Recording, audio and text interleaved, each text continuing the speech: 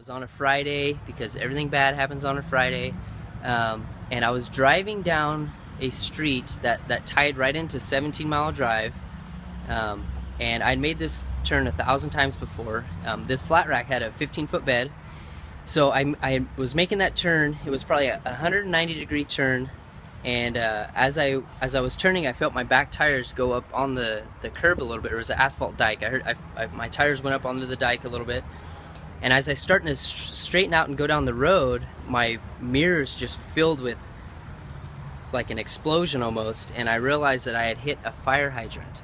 And it was on 17 Mile Drive. There's cars swerving around. The water was 30 feet in the air, probably this thick of water running across towards this multi-million-dollar house, and I just hit the brakes and just kind of paused at what was going on. What do I do next? And luckily I was following two guys that were part of my crew, and they had a water meter key to turn off the water well. So we got out of the trucks, we're running around like chickens with their heads cut off looking for the water valve.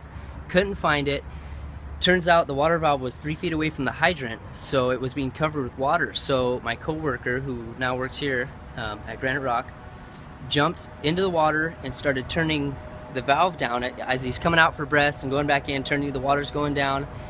And we got the water shut off. Cal-Am came out, swapped out a new hydrant within 10-15 minutes. It was done, and I thought for sure I was going to be fired. I was done. It was the most frustrating and exciting moment of my life, I think, because I was stressed out for my life, but at the same time it was exciting watching what a fire hydrant does when you run it over. So anyway, the next day at work, the following Monday, I pull into the yard, and there was a makeshift fire hydrant with cones around it for my, watch out for Olon.